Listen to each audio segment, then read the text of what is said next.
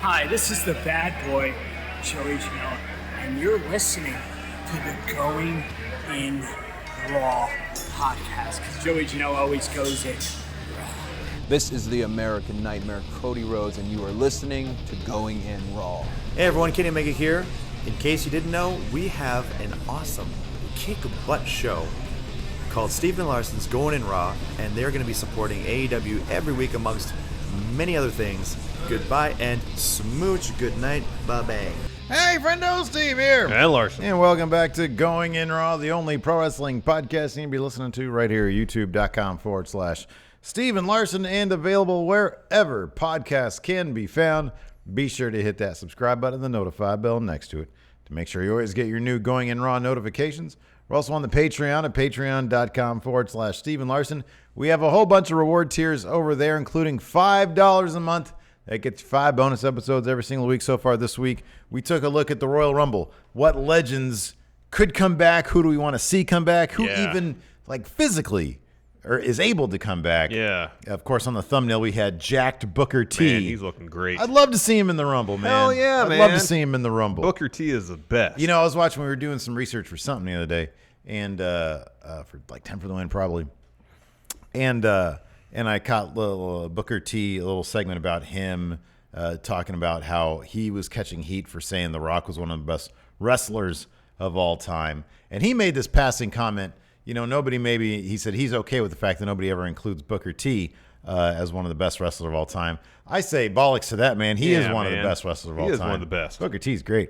Anyways, and so we did that. And then we have some more gameplay coming up. I'm going to upload that tomorrow. AAA Lucha Heroes del Ring. Yeah. And that the continuing adventures of Psycho Friendo. Although the narrative broadened the scope significantly. It did. He's become the squash machine. Yeah, kind of. Yeah, man. He's been destroying people. So that's been a lot of fun. What did we do yesterday? No, not yesterday. The day before yesterday. We did the one with the Rumble, the overrun, and then a different overrun. I forget what it was. Oh, one of those we talked about Xenobots extensively. Yeah. We talked about Xenobots a lot. Not into that. Well, yeah, but you have to be. It's the future. No, I don't have Flesh to be anything. mechs. You don't want a flesh mech? No, I don't want a flesh mech. Everybody in your life, kids, wife, best friend, we all get flesh mechs so we can live forever, Larson. Really? Yeah. Count you out? Count me out. I want to live forever with you, man. Nah. No? Nah. I have to say goodbye? Yeah. Think about life. Life has an end to it. Not huge on that, man. Not anymore, thanks to Xenobots. Anyways. I don't know. I feel like Xenobots are just likely to be used for mass destruction as it is for medical miracles. Yeah. It's a 50-50 proposition in my mind. We'll see. And then today, of course, we've got the now Patreon exclusive Who Won Wednesday. We're going to take a look at the ratings, which should be coming up soon. And we'll just take a look at both shows side by side. So, yeah, that should be a lot of fun, too. Yeah. So check that out. It's all available on the Patreon, patreon.com/Stephen Larson. It's also available for YouTube channel members. So if you're not into the Patreon thing, you got some extra bucks, kick it over to the YouTube channel membership. You get some emojis, some emotes for the live show, et cetera, et cetera. So good stuff. Later on today, we've got a news brief coming up. We're going to talk about Impact's Twitch ban. Wow. And John Cena, apparently he's seen the movie The Wrestler. Yeah. And he's using it to draw metaphors to his own career. So that's interesting stuff. AEW last night. Fun show. I feel like Bash at the Beach had a little kick in its step. Yeah. Perhaps, maybe, thanks to the big news yesterday that their TV deal has been extended. That's got to be really encouraging when you show up to work and you find out, hey, your hard work's paying off. Yeah, sure. You got a job for at least the next 3 years. Yeah. Oh, it's great. That's got to be great to know. I think so. I don't know, man. Maybe I'm projecting. I just felt like that last night. Everybody had a little bit of a spring in their step. You know, like the I don't know if it's because it was kind of changed the last minute or whatnot. Like the women's tag match got off to a bit of a rough start. But from a storyline perspective, in the end, it worked out. Kind of surprised that Nightmare Collective didn't pick up the win. But then again, I'm not, because Awesome Kong ended up not being in the match. And maybe that's kind of why they mixed things up. I don't know. They decided to have the faces go over in that regard. Yeah, that wasn't the greatest thing in the world. And then there was only one other thing, which I thought was like kind of... And that was the Dark Order thing. The opening. Oh, I thought that was great. Oh, I couldn't stay. It didn't make any sense to me at all. Here's a message from the Dark Order, and it's like a committee meeting. Well, I mean, it's like the public face of the Dark Order, in the recruitment videos, talking to the higher power of Dark Order about who they're recruiting. And the voice was terrible. Oh, I'm not saying it was like Citizen Kane level stuff, but at least they're fleshing out what their motivation is. Oh, it was bad. I think we can both agree, though, that opening match was terrific. Banger. Yeah, that was fantastic. And I'm not getting to what Meltzer said. If people don't like, this particular style of wrestling, that's fine. But anybody who says there was no story or character development in this match, everything didn't watch this match. This match was all about developing the relationship of Kenny, Page, and the Young Bucks. Yeah, I thought it did it masterfully. That was pretty obvious. Did somebody say otherwise? Yeah, there's people on Twitter saying, "Oh, this match is just all high spots. The match had no story." Well, that was Baron Corbin was just other people playing are up saying the that. heel. Well, yeah, I don't. Then they're not paying attention. They're not paying attention. Like, that's weird because clearly the story beats were like you couldn't. Here's the thing: this was the most plot-heavy match in AEW. They're really good at sort of telling at laying down some plot lines via wrestling. Yeah, it's something I really appreciate. Yeah, that's one of the things I really like about AEW. Wish they do it like all the time. This was like 90% of the time, anyways. All the time. Carry on. This is clearly like the bit where the Young Bucks tagged in, or one of the Young Bucks tagged in Kenny and Hangman Page, like just put his head down like he's Charlie Brown. Yeah, man. The way that Kenny and the Young Bucks were actually working together, even though they were on opposite teams. Yeah. And then Page is like, huh? I don't know, man. You know how people are. They just like to hate. Yeah, I know. It's weird. It is. It's very strange. And XLX in that match only to get heat for themselves. Yeah. Like, best friends want a hug? No. Guess what? XLX, break that up. Yeah. You think your favorite team's going to win? No. XLX in there to break that up. I kind of appreciate that XLAX seemingly doesn't care. They don't necessarily like they're. It's funny because they're especially Ortiz, the crazier of the two. Yeah. He seemingly has his priorities completely out of whack because winning the match seemed to be secondary to just getting heat. Yeah. Which is kind of funny. It is funny. And it's kind of on brand because they also haven't been around lately. No. But they don't seem to care about that. No. No. So I was okay with that. I thought that was good. And then I thought I thought Trent looked great. Best friends were really good. It was a great showcase for everybody involved. Yeah, no, I thought it was really good. However, there is before we get to breaking down the show detail by detail. So, as is customary these days, Paige, upon exiting the ring, grabs a beer from Subway, starts drinking it. We'll talk about what actually went down with all that later. However, during the backstage bit with SCU, where he pops in inebriated, they're on a cruise. They're going to be partying. Yeah. He is totally showing up drunk for their match next week. Yeah, because the Jericho cruise, it's basically a booze cruise. Yeah. He is totally going to be drunk for that match. Yeah, how do you feel about that? Because just a couple weeks ago, just on that chat yesterday, we recorded yesterday, I was like, I really like what they're doing with this, so long as they don't go overboard with it. Yeah, okay. Pardon the pun. Yeah, right. That'd be something else if they pulled that stunt. Like they were watching. Have them go overboard. It's going to make a Succession reference, and I probably shouldn't. Yeah. I guess it all depends on execution, Mm-hmm. But it's probably going to be a situation. Because when you think that, you think of when that kind of stuff's really happened in a wrestling ring, and it's scary. Yeah. Like when Jeff Hardy went out for victory in 2011, and he's like drunk or high out of his mind. And that's a scary situation because if Sting hadn't just taken things in his own hands, like, all right, I'm going to put an end to this right away, someone could have got hurt. Oh, big time, yeah. And so I don't know if that's something you really want to directly reference or, not even directly, but just kind of, reference in any capacity.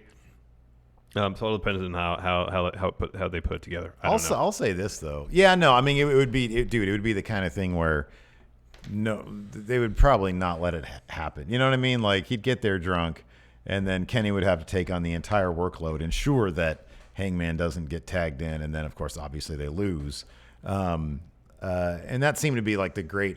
That's why kind of yesterday when we were doing the preview, I kind of figured that they would go over because then you can get to the big match, the big tag title match, and it just falls apart. What they could do is have the tag title match. It won't, but if not main event, but close to the end instead of opening, which they seem to like to do, is like open the show. Kenny's there. Paige walks in, and Kenny's like, "Where were you?" Mm-hmm. Like, we have a match we gotta get ready for. And Paige is out of his mind, obliterated, drunk. Like he's stumbling around. And Kenny's like, "Okay, We got an hour and a half to sober you up. And so now we have little skits throughout the show. It's like Back to the Future 3 when he tries to do it. Like, Yeah, so he's in the shower, cold water. Yeah. Pot of coffee, all that kind of stuff. I don't know, man. Is that better than? You know what's funny though is that the one thing that you have to. Alex he says that Darby Allin's totally gonna take a bump off the side of the ship. Yeah, I know. It's gonna be horrible and awesome. No, you have to appreciate, number one, like this is probably the thing that I've appreciated the most is that people are excited. People really enjoy the Hangman Page thing. Yeah. And it's not, oh, it's funny because he's drunk. It's, my God, the man has some dimension to his character. And that's what they didn't focus on the first month or so of AEW Dynamite. It was just, he sort of took for granted it's just Hangman Page. People are going to like him because he's a young stud who can wrestle really good. Yeah. Well, no, now we get some dimension. And I really like how this is going to be. I really like how it's playing out, and you can tell it you can see it with the crowd. Mm-hmm. They pop for him a bit more these days, and yeah, it's good to see that. Some louder cowboy shit. I might be like I might like reverse my prediction because we've had the question before: who's going to win a title first, Hangman Page or MJF? At this point, it might be pulling to even because he's on an upward trajectory in terms of how they're developing his character and how he's getting over the crowd. I will say this: if there's a misstep next week with drunk Hangman Page going in this match, that could potentially set things back about that. It's a tightrope. They really have to. If they're going to do that, they have to hit that right. Otherwise, it can totally blow up in their face. Yeah, I don't know, man. I mean, you're right. There's a number of ways they could play it. They don't want to make light of the idea of a guy showing up to a match inebriated. And at the same time, they don't want to go overboard with, this guy needs an intervention. Yeah. But I think there is some serious ground that they could traverse here without going overboard. It's going to be tricky, though. It'll be interesting. I'm looking forward to it. It should be fun. Is that going to be live from the cruise? I don't know. Okay. I mean, I feel like with today's technology, they totally. I mean, it's possible. Yeah. I mean, I think being, out in international waters, had to bring all that production stuff. Well, I wonder how far out they're going to be. Well, they're going from Miami. They got $45 million a year now, man. Miami to the Bahamas, I think. When does it depart? Do we know any of Soon. that stuff? Oh, really? So Soon, it's I think. well before then. Yeah, I think soon. Are they going to be deep into their? I don't know. Have they not said if that's weird? Has it been confirmed by anybody if it's live or not? It might depart this weekend. Okay. Yeah, it might, and it's entirely possible they port somewhere, do the show, and then get back on the boat. I don't know. Yeah, I don't know. So Hellbringer mentions this. They also had on his over his lower third over his name, Anxious Millennial Cowboy. Yeah, he's got the best little bits on his lower third. Yeah. Hangman does. Anyways, let's get into this first match. We'll run through the episode. As far as the story beats, so Kenny gets tagged in when Matt's already in the ring, and at first Kenny's like, I sure really want to do this. All right, we'll keep it friendly. They shake hands, do some daps, something like that. Lock up. XLAX, they're not having any of that. They're not having any of that. We're not friends. Yeah. Yeah. XLAX is in there. They break that up. They bring Matt over to their corner. Santana tags himself in. Yeah. Great stuff. There's a lot going on. A lot. Yeah. So, at one point, the Young Bucks are both in there doing stuff. Kenny's in there. He's almost like he's part coach, part cheerleader. Because he's helping out a little bit here and there. Even when he's on the corner, he's like, yeah, when the Young Bucks are doing well, he's cheering for him. He's happy for him. Yeah. And Paige, of course, just kind of doing a little bit. I'm with Paige on that one, man. Like, either you're on our team or you're not. Yeah. Dude. I mean, in the end, it all worked out for he and Omega. So, and I mentioned before, best friends about the hug. XLAX in. They lay everyone out. Again, they bring someone to their corner, tag themselves in. And they're destroying Matt all over the place. Take out everyone ringside with topes, dominate the match until Matt spears Santana. He goes for the hot tag. Ortiz pulls Nick off the apron, and then Santana knocks the best friends off the apron. And so in an attempt to isolate Matt further, however, he hits a stunner off the top. He tags in Kenny. He lays out XLAX. He drops Trent as well. We get a great sequence of double team offense between Kenny and Hangman Page. They work really well together. Really well. So Hangman's taking out XLAX ringside. Kenny's about to go for the Terminator tope. Ortiz grabs him by the ankles.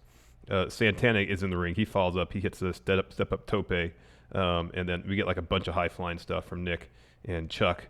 And then Trent suplexes Matt onto everyone ringside. Yeah, that was crazy. And one thing about this match is like it's not like people were kicking out of finishers left and right. If someone hits a finisher and there wasn't a pinfall, it's because someone broke it up. You know? Yeah. It wasn't like a PWG match where it took 15 finishers for someone to win, you know? Yeah. Let's say all PWG matches like that. I'm not saying everybody was like selling, as much as maybe they should have, but it was just the pace of the match. There was a bunch of goofy stuff too. Oh, which yeah. is, just what you could expect. It's just to be honest, it's fine. It's the AEW kind of way of doing this. There's always going to be some goofy stuff worked in, like they did the great heels versus faces suplex spot, suplex spot where they all have like a 6-man suplex thing going, and they're trying to get each other up. They're all locked in step, and then of course Orange Cassidy, who came out to the ring with Best Friends, he gets in there, massive pop for him, and then he's the difference maker. Yeah. So it happens. They do the suplex. Everybody's laid out, and he's the guy who does the kip up, and he's fine. So that's what people like to see, that stuff. Yeah. So down towards the home stretch, towards the end, Best Friends, they hit stereo pile drivers on Kenny and Hangman Page, and then they hit strong zero on Kenny. Young Bucks in to break that up. Matt's in now. He's nearly super kicks Page. He stops though. He stops short, and there's like a bit of a pause there. And it looks like Hangman is going to try to clothesline Matt. Mm-hmm. Matt gets out of the way. Chuck hits Page with a knee. Page wasn't legal. Then Page tags himself in for Matt. Matt's upset. Yeah. Chuck tosses Matt from the ring. Kenny then hits a V-trigger on Chuck, and then he and Hangman Page follow with a V-trigger buckshot lariat combo for the win. And after the match, there's disagreement amongst the members of the Elite. At first, Kenny's there to smooth things over. Yeah. It's like, hey, just calm down, guys. It's all good. In the end, they all raise their arms in the middle of the ring. Look, man, there had to be a winner. Totally. What the heck? What do you want? Jackson's. And then Hangman is the first one out of the ring.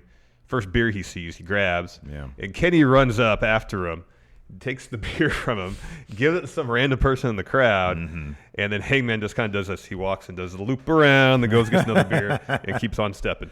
It was pretty funny. Oh, man. It's like, hey, the match is over, Kenny. What does it matter? The match is over. Let the man have his beer. If Adam Page wants to have a beer and chill out after he's gotten the W, that's his right. Yeah. As long as he doesn't bring the booze to the ring, as long as he's not like inebriated in the ring. In kayfabe, the Elite, they're just too much. They're just too much. Like, stop trying to micromanage everything. I don't think Kenny drinks. No, I'm talking about Hangman. Like, as it relates to Hangman, like, let him do his thing. Well, maybe, Kenny sees this. The reason he's drinking is not just because he wants to relax. It's because there's something going on inside of him.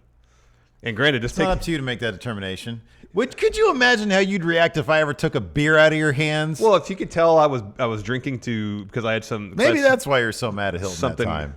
Maybe, we were at a party and he took a beer away from you. Maybe I have something going on and you think, oh, Larson, you're just drinking to mask these emotions you're feeling. You need to deal with these emotions. As far as I'm concerned, if that helps you be less of a pill, then by all means. That's what you want to say. I'm going to booze you up. That's what you want to say. Anyways, before we continue, here's a word from the sponsor of today's show, ExpressVPN. Are you looking to find a way to keep hackers, those dirty hackers, from doing a run-in on your online data? Then check out ExpressVPN, because it'll keep all your network data encrypted, safe, and secure from hackers. ExpressVPN is ridiculously fast, and it's compatible with all your devices. We're talking phones, media consoles, smart TVs, computers, and more. It's also incredibly easy. I didn't know anything about VPNs before giving ExpressVPN a try, but it was a breeze to set up, easy to sign in. Like, it took 2 seconds to pick a location. I hit connect, and I'm on a virtual private network. It's something else. And right now, friendos can go to expressvpn.com/GIR and get an extra 3 months of ExpressVPN for free. Support the show and protect yourself at expressvpn.com/GIR. Thanks to ExpressVPN for sponsoring today's show, and you're really helping out Going in Raw by going to expressvpn.com/GIR. Even an inebriated Hangman Page can figure it out. It's that easy. Next, I felt like for the first time in a long time, when they did the picture-in-picture and the commercial stuff, I didn't feel like I missed anything based on the timing of the show. I felt like the timing of the show was much tighter this time around. I'll almost guarantee advertisers probably said something. Maybe. Because there was a spell, there was like 2 or 3 weeks there. They were like distracting from the ads so much. And even this week when Sammy Guevara started doing his cue card thing, he was talking like Vanessa Hudgens or something. They expanded it over him. They ditched the picture in picture and expanded the ad over him. I'm just speculating. If I'm an advertiser, I'm like, look, I understand if you want to do like a match during a thing because it's like there's nobody like trying to actively take your attention. But also usually like they'll work the match so during the ad break, action will slow down a little bit. Yeah, but AEW does it a lot where they do not skits. Okay, so for example, MJF coming out and like talking to the crowd, making the rounds. That's really entertaining stuff. Yeah. And they'll do that during a picture-in-picture. Yeah. Because it's not like pivotal to the story, but it's still really entertaining. Yeah. If I'm an advertiser, I'm like, dude, I don't want you to be doing entertaining stuff. Like this week, we get a few shots of DDP backstage. It seemed less this week, yeah. Yeah, he's doing yoga. So it's stuff. There's still stuff going on. You still feel like you're immersed in this world while there's commercial break going Although on. I'll be honest, I'd check out DDP doing yoga any day. He's incredibly flexible. Yeah, man, he was coming off of like the top rope and everything. It was crazy. It was great. And then also, I don't know if it was right after this or later on, there was a shot of MJF and Butcher and the Blade like leaving their locker room, and MJF has a pretty tacky shirt on. Oh, that was great. I was seeing if they had it on Pro Wrestling Tees. Pro Wrestling Tees, yeah. Probably not. All right, so here's an update, man. If y'all aren't going to youtube.com/Friendoville, Why do we got? I put up a video today about all the Star Trek episodes you need to watch before the show Picard starts. And where do you go? You start going over your guitar pedal Because I've heard this site. I've heard this crap before. Go ahead. I woke up. It was like 160 people had watched it. It was up for 3 hours before I woke up. That's disappointing, and I'm disappointing everybody for not going to youtube.com/Friendoville. You should be happy and appreciative that anybody watched. Hit the subscribe button, and then watch that darn Picard video. Only 270 people have watched it. Pathetic. What's it up to now? Sorry. 270. It was 220 when we started. Why don't you take this Why don't opportunity? you don't tell me what to do? Take this opportunity instead of complaining to people and guilt them into watching it and saying, hey, 275 people, thank you so much for watching it. Hey, if you get a chance, share it with your friends. What do I care? They've already watched it. Maybe they've watched it and can vouch for the quality of it. Obviously, they haven't shared it with anybody. I'll tell you, man. Let's talk about that shirt that MJF had on. You gotta take a look in the mirror. What did it say? I banged DDP's daughter. Dallas's daughter. And it had the... Oh, man. That's probably... It's like, that's going to be DDP's Snake Larson shirt. It's the one thing that he won't let. Yeah. He's like, no, you can't sell that. One person can have it. Yeah. And that's MJF. Stop kicking me. Don't play footsie with me, dude. After that, Cody came down the ring for a promo. Full-on Sonny Crockett. Oh, it looked great, man. And then he throws to the graphic on the Tron of MJF stipulations, the trio of them, and he kind of goes through them one at a time. He says, hey, maybe the outcome of this match against Wardlow in the cage is that people will see, Wardlow, maybe he's the real talent between the two of you, and maybe you or Max should be the one carrying Wardlow's bads instead of the other way around. Thought that was good. Trying to drive a wedge there between Wardlow and Max. Yeah, he started getting the crowd to chant Bag Boy. Yeah. Something like that. Something like that. Then Cody goes on to say that he lives rent-free in MJF's head, and that MJF needs the validation of vets who tell him he's an old-school heel, that tell him that less is more. Yeah. And Cody says, well, maybe MJF, the situation is he's not capable of anymore. Ooh. This is what he is. And then he goes on to accept one by one MJF's stipulations. He'll accept to the cage match, not putting his hands on Max, and then the lashes. Yeah. He'll do all that. The lash is the most ridiculous one. It's of them absolutely all. ridiculous. But I think that's gonna be pretty good. I think when they do that, it's gonna be pretty good. I can see how it's gonna be good. And then Cody says, I want to teach MJF a lesson. I failed as a mentor, but Because you know how it's gonna go. He's gonna get the lashes, and then during the match, he's gonna dole out 10 he'll lashes. get his weight belt off and stuff, yeah. Cody says, I may have failed you as a mentor, Max, but I'll teach you one last lesson at Revolution. This isn't your story. You are a chapter in mine. Yeah, it was a good line. It was good. Cody's got to lose that, right? You'd think so. You'd think so. I mean, I feel like this whole thing is to build up MJF. Yeah.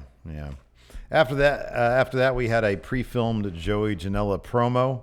I wonder if the crowd couldn't hear this or something, because there seemed to be like an uneasiness in the crowd. I kept on the crowd noise was weird during this. They still may have some audio issues too. They haven't fully resolved. So he sort of runs down what's been going on. He got hit in the front area hog zone by Penelope Ford, his ex-girlfriend. He's like, this year hasn't really started off the way I wanted it to. My record's not great, or last year rather, but I got a clean slate. Next week I've got a match against Phoenix, and you're going to find out why guys like him are the backbone of AEW. I'm going to show Phoenix why they call Joey Janela a bad boy. I'm a bad boy, and you can't teach that. Wrong guy, Steve. Wrong dude. After that, we had a tag match. It was originally supposed to be Awesome Kong and Mel, Nightmare Collective, taking on Chris Statlander, Hikaru Shida. Then it was tweeted that Awesome Kong was under the weather. Oh, no. That's my understanding, so she wasn't medically cleared. Oh, okay. And so Brandy took her place in the match. Yeah. But it was basically all Mel. Yeah. Yeah. So Nightmare Collective comes out first. Statlander's down. As Sheeta's making her way to the ring, Luther gets up on the ramp, and he's like playing defense on Sheeta, trying not to let her get in the ring. And while he's doing that, Mel and Brandy, they jump Statlander. Sheeta, thankfully, she has a kendo stick with her. Yeah. She takes that to Luther, makes her way down to the ring. Early on, she has the advantage on Mel, hits that knee off the chair, and then Brandy distracts Sheeta. Mel hits a huge boot. And so there's quite a bit back and forth, especially before the commercial break. It was a little bumpy at times. After the commercial break, I feel like it picked up a bit more. So Sheeta hits a running knee. Brandy gets a tag. Statlander's in two. And Brandy's like, I want no part of this. Chris hits her with a roundhouse kick. Michinoku driver. Mel breaks up that pin. And then Sheeta hits a missile drop kick on Mel's knee. Brandy spears Statlander. That gets her a 2 count. Mel's back in. She hits a side slam. That gets her a 2. Mel goes to the top. Sheeta meets her up there, hits a superplex. Statlander follows with a running knee. That gets her a 2 count. As soon as Mel kicks out, Sheeta's from behind her, hits her with a Shining Wizard. And then Chris hits a moonsault, standing moonsault. Brandy breaks up that pin. So Statlander's going for a finish on Mel. Mel escapes. She pushes Statlander to Sheeta, goes for her finish. But Chris reverses that into her finish to get the win. Yeah, good stuff. Yeah, I thought they booked Mel pretty strong. Yeah. Like she's supposed to be another like you already got Awesome Kong there. You got Mel. She's big and strong. Yeah. Well, JR kept on saying she was what? She's got to be 6'2", 6'3". Yeah. So really pushing the fact that she's very tall. Yeah. She's got a great leg drop. She did that a couple times. Yeah. After that, we had a Dark Order. So this is a message paid for by the Dark Order. Now, is your issue this shouldn't be something for public consumption? Yeah. Yeah, I get that. Yeah. But I thought that... And it was also the dude's voice is super cheesy. Oh, yeah. I mean, the whole thing about Dark Order is cheesy. Yeah, but it doesn't have to be. It really doesn't have to be. No, I know. For some reason, they've decided to go all in on that. I know, and that's the worst aspect of it. Yeah. In terms of actually laying out their motivation, their hit list, and that was the reason I kind of appreciated it. I thought it was effective. The vessel by which they should have done it probably could have been different, as opposed to should only be something for. This is a situation where there should not be any cameras there. Yeah. Yeah. Now, if it's some sort of internal thing that accidentally was discovered or something, that would make sense. Yeah. But in terms of what it. Because then it says, hey, this is paid for by the Dark Order. Doesn't make any sense. Yeah, right. I understand that. Yeah. But in short, it's essentially who Dark Order is targeting. First, Michael Nakazawa, and then this mysterious voice says, well, what about Omega? And you say Omega keeps a pretty small circle around himself. So if you want to get to Kenny, you have to get to Nakazawa. Next, Brandon Cutler. Dark Order is aiming to show him that the Elite can't help him. Yeah. And they have this one shot of him yawning in the back of the car or something like that. That was actually pretty funny. Yeah, that was pretty fun. Apparently they want Page 2, and at the conclusion of all that, they give him a bottle of booze. I know.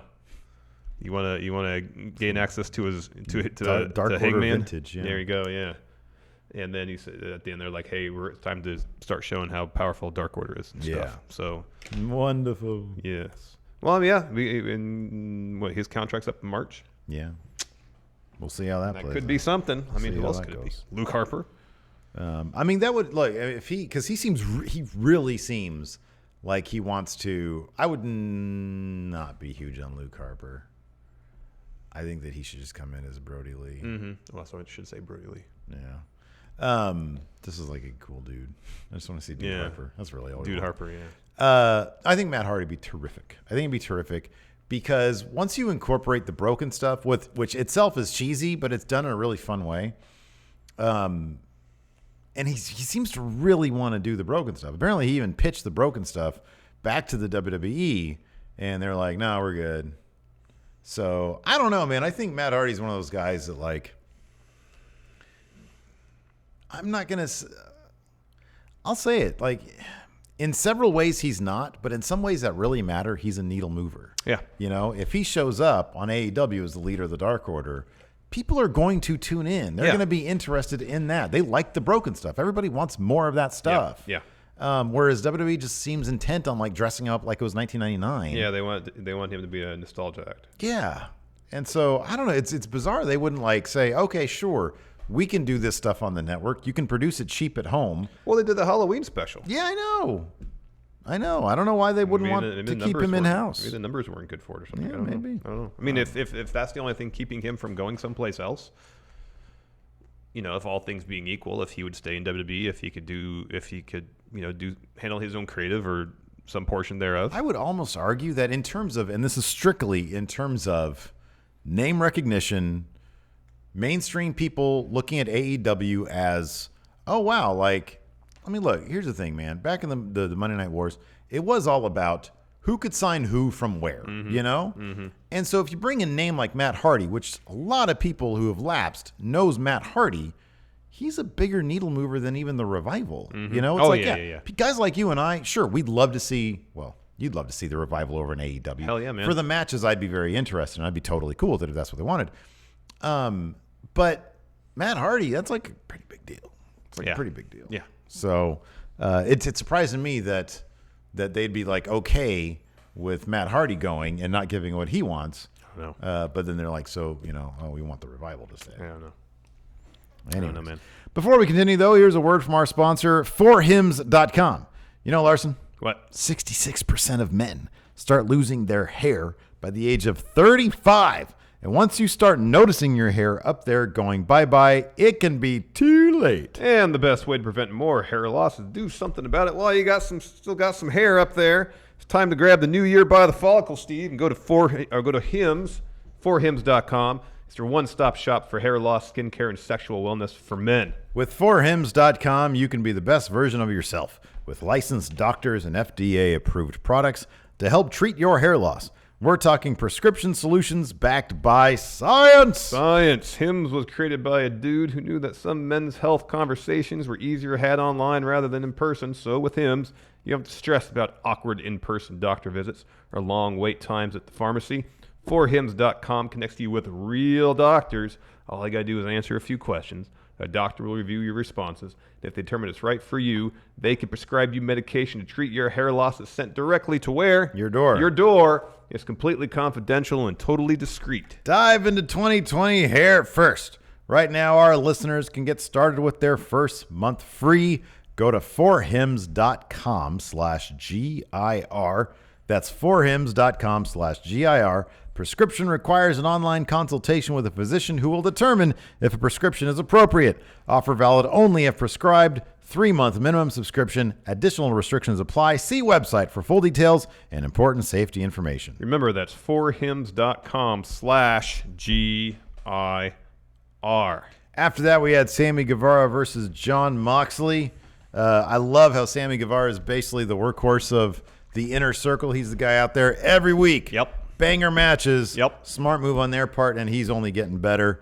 John Moxley came rolling up in his fancy new Ford GT 700 or something like that. Is that what it is called? I think know so. What it's called. It's supposed to be like $750,000 car. Fancy car. Yeah. Fancy car. Isn't it Tony Khan's dad's car? Apparently. That's what I read on internet, so you know it's true. Yeah.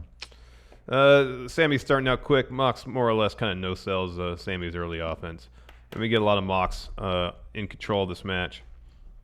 However, Sammy hits a springboard cutter Mox rolls out of the ring. Sammy follows with like a great-looking corkscrew tope. He had a lot of momentum on that one. Sammy goes up top. He puts Mox back in. Goes to the top rope like the other high-flying move. No, he just hops down, looks over at Mox, about to slap him. Instead, Mox slaps him back. He hits a regal knee, X-plex, gets him a 2 count. They're on the apron. Mox is looking for a paradigm shift. However, Sammy escapes. Hits a top rope double stomp on Mox. And then throughout the commercial break, or for a majority of the commercial break, Sammy keeps the advantage until he goes up top. Mox meets him up there. Superplex. Finish, though. Mox goes up top, goes for a super paradigm shift. Sammy gets out of that. And he jumps straight up to the top rope, hits a Spanish fly. Mox gets up, tries for a paradigm shift. Sammy responds with a knee, follows that with essentially feast your eyes. Mm-hmm. That gets him a 2 count. Sammy goes up top. He goes for a moonsault. Mox catches him into a rear naked choke. Sammy taps. Yeah, he got him with the tap out. Yeah, man. That was pretty cool. Yeah. Although, did he... Mox showing his bona fides for blood sports, what he's doing. Yeah, there you go. He dropped him with the paradigm shift last week, didn't he? At the end of that, end of the segment. Mm-hmm. I love how all those little dudes, they can sell the paradigm shift better than anybody. Well, like It's Mox did fantastic. his original Dirty Deeds, like the forward head plant DDT thing. Yeah. Sammy spiked himself there. Yeah. So match over. Jericho's music plays. Lights go down. Lights come back up. The entirety of the inner circle's in the ring. Brawl breaks out. Numbers are too much for Mox. Inner circle overwhelms him. Jericho starts beating him with the AEW title. Mm-hmm. And Hager gave him the low blow. the knee, the running knee of the front area. That's right. And then Jericho goes and pulls one of the spikes off his jacket and then rams it in Mox's eye. I thought this was really well done. This is the kind of inner circle that we need, man. The Vicious. the scary inner circle. Yeah, the vicious inner circle. This is what we need. I think they've been booked a little too soft.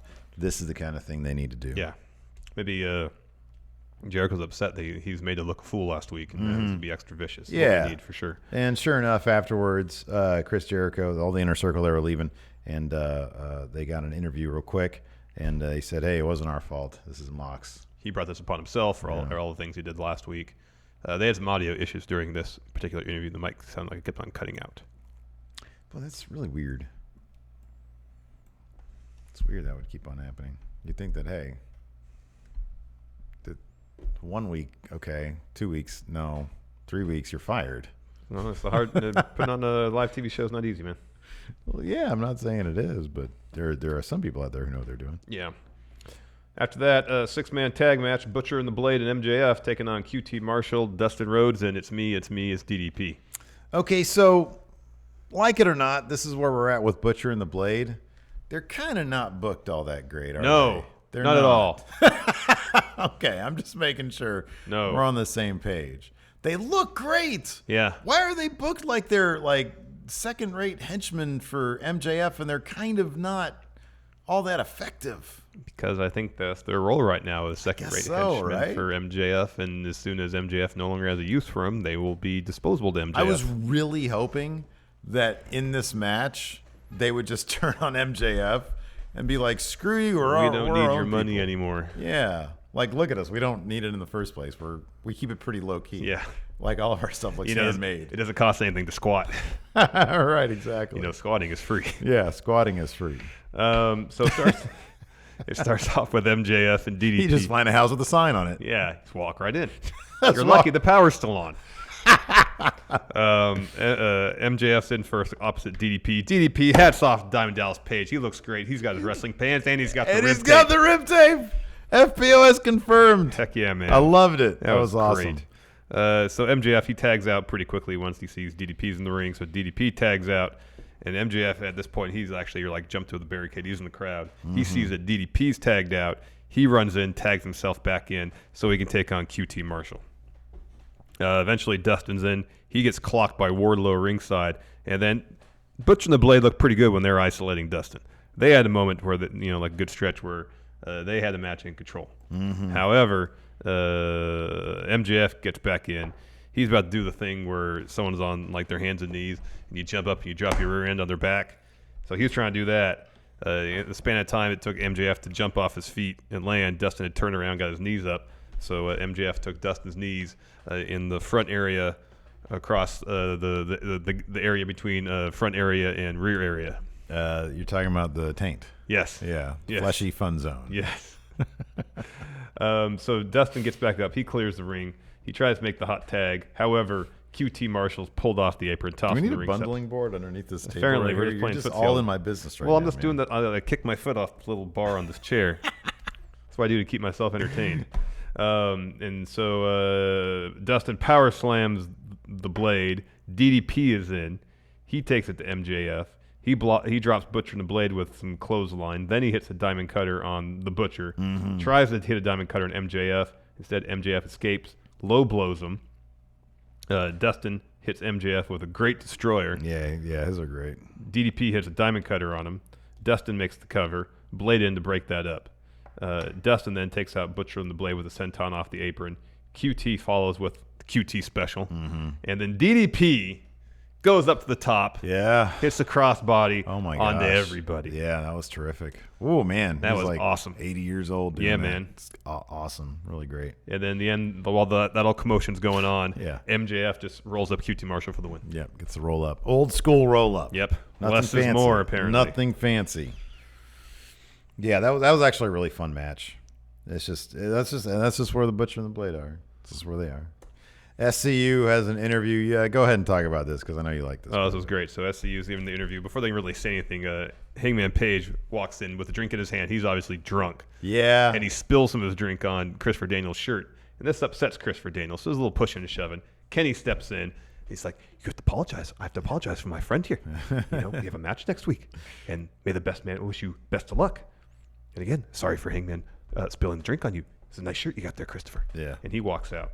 And that was pretty much that. And Daniels is like screaming, "Oh, hey, I'm gonna send you my dry cleaning bill or something." It's just like an SCU T-shirt. All you gotta do is put it in the wash. He That's probably it. grabbed 5 of them backstage. I spill stuff in my shirt literally every day of my life. Yeah. I am a mess. Yeah. And all I do, I put it in the washing machine, and then I wash it, and then I It's forget like new. about it at night. Oh. And then the next morning I have to rewash it because otherwise if I put it in there, smells like mildew. it's going to smell like mildew. That happens at least 3 times a week. Yeah. I'm a mess. Yeah. But In the day, though, you wash your shirts, and they look basically brand new. look at this. You know how many mustard stains I've had on this shirt? Legion. Legion. And so, Paige, I'm willing to bet 2 bits, I guess. 2 bits. That's 25 cents. Yes, that Hangman Page is going to show up drunk for his match next week. Isn't that weird that a bit included 12.5 cents. half cent? 12.5 Was cents. was a bit really a thing? It was a really thing, right? 1 bit. I don't know. You'd I don't think if 2 bits was a thing, that you could have break it down to 1 bit. Break it down. Dun, dun, dun, dun. So after that, we had the main event. Was it the main event? Yeah, this was the main event. Man, This that was the a main great event. match. Pac versus Darby Allin. Holy moly. That power bomb on the steel steps, that was ridiculous. That was cool. If I'm Darby Allin and I do a coffin drop from the top to the bottom, I'd want Pac there to catch me. Oh, yes. Because anybody else might have just sort of rolled with it, and then you're just screwed. Yeah. But Pac essentially caught him with his pectoral muscles, Yes, and they it's went massive. and they went back together. And his massive pectorals. That Yeah. sounds like it would be a scene with Powdered Toast Man. Yes, yeah, exactly. I think he did do that. Powdered toast. I think he did do that with his butt cheeks. with didn't his he? butt cheeks. Yeah, Yes. he caught Darby Allin in a coffin drop with Yes, his butt cheeks. yes. Can somebody out there draw that for us, please? Powdered toast man catching Darby Allin's coffin drop There with you his go. butt cheeks. That sounds like a chat trivia I'll prize. send you out something. I don't know what we got around here. So early on, there's this great sequence, fast paced, doing all sorts of crazy stuff. It kind of ends in a stalemate, but like immediately, as soon as you think, oh, they're going to take a breather, no, Darby hits Pac with a drop kick, and then Pac responds with backbreaker. Man, Darby Allin's got the best suicide dive in the business because Oh, he pretty does. much does a leaping shoulder tackle. Yeah, that's what he does. There's no, and he has to. Yeah, it's the best when he does it on the side of the ramp. Yeah. because he can show just how much. But I'm telling you, man, has him and Phoenix had a singles match yet? Not in AEW. They need to take that. That's the match. That's a match I want to see at Triple Mania There you go. because they got that partnership. Darby Allin. Let's start petitioning somebody somewhere. Let's do our dream card for Triple Mania. Darby Allin, Phoenix. See who can get the most air. Who can launch further into the crowd. Can you launch over the widow's head There you go. on a suicide dive? Yeah. Oh, this part was rough, though. So Darby goes for a Rana off the apron to Pac. Pac catches him and then swings him into the ring steps. Yeah. Moves the ring steps away from the ring. Yeah. And then power bombs Darby Allin onto the ring steps. That was nasty. Yeah, Darby got a nice cut in his arm He from that. did. Yeah, that was Ow. ugly. Ow. And so Darby beats the 10 count. Not surprisingly, Pac maintains control through the picture-in-picture commercial break. We come back. Pac tosses Darby from the ring, only to throw him into the barricade. Yeah. He's got to get one of those in each match. Gets him back in the ring, follows a missile drop kick, gets a 2. Pac puts Darby on his shoulders, fireman carry position, climbs the second rope. Darby elbows Pac a couple times, hits a crucifix bomb on the second rope, which is awesome. Pac rolls out onto the floor, aforementioned coffin drop from top rope to floor. Powdered toast man spot. Yeah. Pac gets back in the ring, beats the 10 count. Darby follows with a stunner. Code Red gets a 2. Pac rolls out of the ring again. Darby goes for a baseball slide. Pac pulls the apron away, so he slides into the apron, kicks Darby, tosses in the back of the ring, huge clothesline, gets a 2 count. Darby's going, this part was great. Darby's going for a springboard coffin drop. This was a match that had like a ton of selling too. Yeah. Like I'm listening to all this stuff, and it sounds like this is more or less the match beat for beat. Yeah. But it was over the span of like 15 minutes, and it was great. Yeah. So Darby's going for a springboard coffin drop. Pac catches him right into a German suplex, falls with a nasty That powerbomb. power bomb was ugly. It was beautiful, but it was Yeah. ugly because yeah. So he landed right on the top of his shoulders, basically. Yeah. on his head. That gets him a 2. Pac goes up top. Darby's like grabbing at his legs, trying to hold on. Eventually climbs his way up to the top. Pac headbutts him off, hits a black arrow for the win. Even in defeat, hell of a showing for Darby Allin. I know, but I want to stop saying that, man. It's going to happen, man. At least one high profile. It can't be against a Joey Janela or even a Phoenix. It's got to be against, like, even a Pentagon. It's got to be against somebody who, like, could conceivably be in the main event scene. Well, I mean, I think Phoenix and Pentagon could. They conceivably could if they just win matches and have some decent creative. If Pentagon spent less time making fun of Christopher Daniels' botch. Yeah, I don't want him to do that. So Tony comes down the ring to interview Pac. And Pac's like, I'm number 1 contender. You see what happened to Mox? He's too jacked up. He can't wrestle next week. fit to wrestle. I'm the number 1 contender. And then Tony says, hold on, we go backstage. There's some Tony commotion. cuts him off. Hold on. See, he's like in the middle of a sentence. Hold on, Pac. Man, why didn't Pac put him in the rings right there, man? I know, brutalizer right there. So we cut backstage. Mox is being put in he's in the ambulance. They're closing the doors. Starting to drive off. He starts trying to figure out door handle. And he starts kicking down the door. Yeah. And he starts marching to the ring. He has a microphone. And he says, nah, Pac's not going down like that. I don't care if I got 1 eye, no eyes, 2 eyes, 3 eyes, whatever. I half dead. I'll be there next week. Boots I'll hurts. kick your ass. Title shot belongs to me. Yeah. Man. And thus concluded AEW Dynamite. Yeah, that's good stuff. It's a good show. Good stuff. Real good show. Really good show. Really good show. All right, let's answer the And I got a scoop for you. question. I've got a scoop for you. Oh, Zach Hughes 94 asked Steve, do I have to watch the whole Star Trek video for it to be a view? I think it's just 30 seconds, right? Why would you not want to watch the entire thing? I don't Hey, understand man, the maybe premise he's not of the in the question. Star Trek, and he's just trying to help you out. Ah, See, man, here's someone hey, who's trying to look. help you out, and you're just complaining. If you're not into it, man, it's totally cool. You don't have to watch it. I appreciate it, though. No, I think it's for YouTube. Technically, it's 30 seconds. But if you watch the entire thing, it boosts my watch time, my percentage. So if you're not into Star Trek, just turn it on and you go do other things. yeah, just, go take a deuce or something. When you need to crap, turn it on and go crap. That's what I ask. All right. All right. Let's see here. I'm going to get on this. I totally forgot about the Discord when we did the NXT thing. That's what usually happens, though. So no, it's not. I am Oh. very good to those people, those weird mutants in the See, then you've Discord. proven that you're not very They're good to them. so. I've confirmed with Cody Miles. He said that literally nobody in the Discord wears deodorant. You can get access to the Discord on the Patreon. Maybe if we get some clean people on the Patreon to get in that Discord, it'll start cleaning up a little bit. That's why I never go there. It stinks. Who is this? DJ Booty Dan. In honor of Steve being a mess with laundry, give us a list of wrestlers that would have gotten a better push with a fresh wash or dry clean, or even Luke a better Harper. outfit.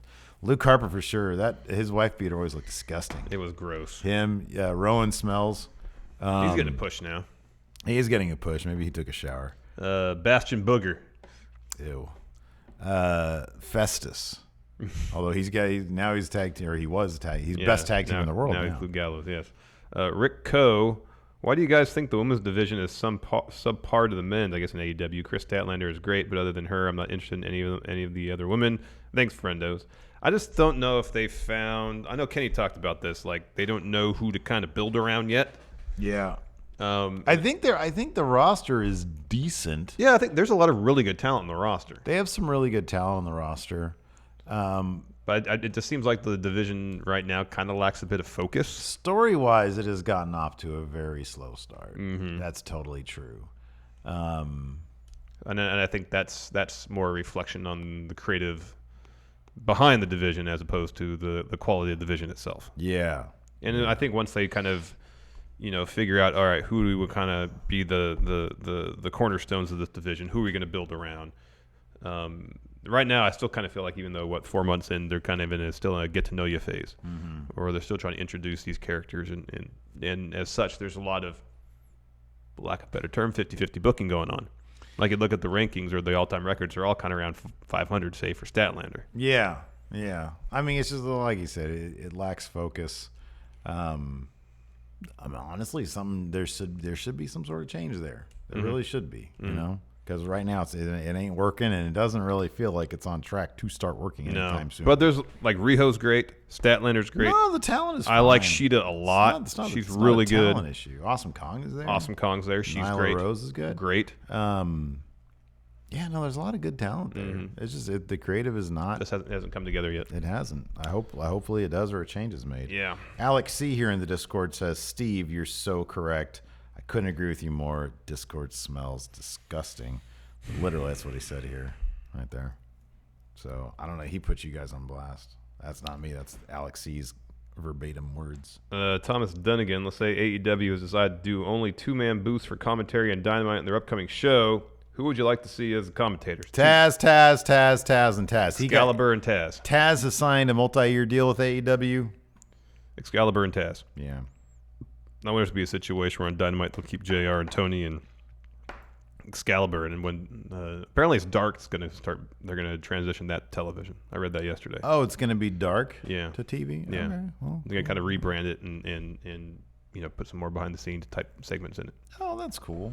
And then, as a whole, it won't be on YouTube anymore, but they'll still have segments. I think someone from Warner mentioned that, and it's something that came out yesterday after. Oh, okay. I didn't read that thing, but okay, cool. So have Taz. They'll probably have Taz and Excalibur do those matches, and then since they probably you think they take Excalibur off of play-by-play because he's so good on Dynamite? I'd be kind of I don't know. No, he'll do both. Oh, you think he'd do both? Yeah, I think he'll do both. Right. I mean, just imagine if the commentary team on Dynamite was Tony and JR. Like nothing would get called. They would just be joking with each other. I know, exactly. It's funny. You need a grown-up in the room, and oddly, that grown-up is Excalibur. I know. Who'd have thought? Tim Whalen, why can't fans just be cool? I was there last night, and the guy directly behind me during Cody's promo just kept screaming random things like Brock Lesnar chant. What's the most annoying chant you guys have had at a live show? It's probably that guy. I hate that stuff. That guy, when we went to the Double Raw taping, he was 3 sections over, that was screaming at JoJo the entire time. Oh, my, and dude, it was the double taping, and it took them until the second taping to get his ass out of there. They had apparently some sort of stern talking to because he came back for like 30 minutes. He didn't make a peep. He didn't make a peep, and then he was gone. Yeah. Then he just left. Yeah. Man, every damn show, there's always some jackass who just doesn't know how to be cool. Mm-hmm. It's not a difficult concept, man. I know. It's not a difficult concept. I know. Adrian C., why does AEW continue to bring in these big bad factions only for them to lose right away? The Butcher and the Blade lost their first 2 matches before finally getting a victory against retired DDP, a Jobber, and Dustin. They did the same thing last night with the Nightmare Collective. Doesn't make any sense. No, it doesn't. It doesn't. Yeah, it's not good. Those are that's some of the you just described 2 of the weaker aspects that we've seen in AEW. you know. And I look, you got to go back to this a little bit. It's still a new company. They're still figuring things out. It ain't going to be perfect now. It ain't going to be perfect later, but hopefully it will improve. Yeah. But that is definitely a valid point. Anthony F. Content. Hey, friendos. Beyond names like Jericho, The Elite, and a few others, I'm struggling to get invested in AEW. I have zero interest in Dark Order or the Nightmare stuff. What do you think is their biggest issues with getting fans like myself invested? Also, aside from adding talent, what can be done to improve the women's division? Should Kenny hand the book over to someone else? And would it be great if they actually had a woman book the division and create stories from the female perspective? Like you said, the women's division just needs focus. You have your champion. You don't see her a lot. That's problem number one. Problem number two is, who the hell is she feuding with right now? Nobody. Yes. Who is the number one contender right now? I think it's Statlander. Is it? Still? She hasn't... No, they said Sheeta was last night. Okay. That's a problem. So basically, the entire creative of the women's division is kind of a problem. You just need to do this. You got your champion, establish who the number one contender is, or have somebody challenge the champion. And there you go. You got something. Yeah. Then you can do that. You can build around that. And then around that, you have other feuds going on. Yeah. So, like, I think AEW, and I've said this several times, I think AEW is most effective when they don't, like the Dark Order stuff and Nightmare Collective stuff, where they go to some kind of cheesier storylines. It just doesn't work. Here's the thing. Your women's division is not even that large. I would do this. So, like, one of the better things, remember like a year ago when 205 was pretty darn good? Like, week to week, it was pretty good. Good show. They kept it. They had 1 hour a week. They have a smaller roster. It was very simple. It was about the chase for the title. Yeah. That's what you do. That's what you do. Because they focus heavy on tag teams, so there's always like 2 or 3 tag team matches. They've got a really great upper men's division. And they don't do a whole lot. Like, you got the Janela stuff, and you always got Darby Allin in there, but there isn't much of like a mid division right now. And so you sort of take that philosophy, like, just make it simple. Make it about competition. Competition over the title. That's it. That's all you got to do. And that's what we thought was going to be the situation going into it. Like, wins and losses matter. There's going to be rankings. Yeah. And I think when... like, half the women's division is tied up in the Dark Order and the collective stuff. I know, and it's just not working. Yeah. It's just not working. Alex C. also asks, so since you're into censoring, how long should it take until Chucky T says the S word on TNT? That should be a big moment. It should be a big deal. Wow. That's what I say. Yeah. I think it should be a big deal. Yeah, that would be a big deal. That would be a big deal, yes. James Fletcher, what is your guys' favorite AEW guys? He says money, but I don't know what that means. It says, are SCU best friends and Cassidy? And I don't know what this question means. Yeah, I can't figure it out either. As far as getting back to Anthony F. Content's question a little bit, how do they bring in fans struggling to get invested in AEW? To a certain degree, I don't know. Like, they are doing their thing, and I'm not sure how much they're gonna vary from that. Like, I think that hopefully their stuff will improve. Like, hopefully the women's division will improve. If you watch it like for a couple weeks and it's just not your thing, that's fine. I'm not sure they can do anything else like inherently at the core of their product to try to sway people, you know? At this point, it's still, I think, kind of about exposure and showing people that, hey, we are an alternative to the WWE. So I don't know. I don't know that they're going to stray away from what they're doing at their core right now. Yeah. Sometimes if you don't like something, you just don't like something. Oh, man. Naked Midian says, hey, Steve, I'm subscribed to Friendoville and didn't even know about your Star Trek video until you talked about it. Well, you got to hit the notify bell and then click on all. You'd think that if you hit subscribe, you'll actually subscribe to it, but maybe that doesn't happen. Oh, my gosh. Steve Klein, hey, friendos, would you consider booking a cabin on the Jericho cruise in the future? I would maybe consider it, but I don't know. Have you ever been on a cruise before? No. It was fun. I've been on one. Okay. It doesn't bug you being on water? No, it was steady enough. Okay. It's a larger vessel, so I didn't get seasick at all. Also, I was drunk pretty much the entire time. If I have like my own cabin, Yeah. yeah, I guess I'd either go on like a Star Trek cruise or a wrestling cruise. I didn't have my not just a regular. I cruise. shared like probably the smallest cabin with like 4 other dudes. Yeah, It was only for a couple days. yeah, I'm sure that was fine. I knew I wasn't getting a whole lot of sleep and going into the You whole thing. were in your 30s back then. So. Yes, now I'm in my 40s, and that would pretty much be the end of me. Exactly. Let's see here. The Mayor Pete says, thoughts on AEW having the woman in the bikini in the lifeguard chair ringside. For all their talk about celebrating women's wrestling, putting that out there is a little cringe. I thought it was fine. She seemed happy. She got like the best seat in the house. So, I don't know. Were there people, did you notice that, like on Twitter, people I didn't complaining really see about it? Up where when I saw it, I was like, oh, that's kind of that's like an archaic touch, but Yeah, a little bit. I don't know. I don't really care. I mean, so they didn't like ever doing anything like gross or anything. No, she It was sitting there. Good-looking bikini lifeguard. mm-hmm. Is that what they're called? Lifeguards? Yeah, Yes. lifeguard. Yes. You know, what if somebody got hurt? Would she run down and done some She didn't have resuscitation? the little flotation device like they did in Baywatch, though. Yeah. I mean, should they have maybe had a dude too to even it out and Yeah, sure. calm everybody's tits? Maybe, but I don't know. Whatever. Was what it was. All right. It was a good visual. Anyways, so yeah, that's the show. Thank you everybody for tuning in. Let's see if Discord has one more thing here from Cody Miles. Since Dynamite is going to be from the Jericho Cruise next week, are you still okay with your decision not to go? Yeah. I don't even know. Was it even a decision? We never even talked about going. No, not really. So yeah, I'm fine with that. Anyways, thanks everybody for tuning in. We do appreciate it. And until next time, we'll talk to you later. Goodbye.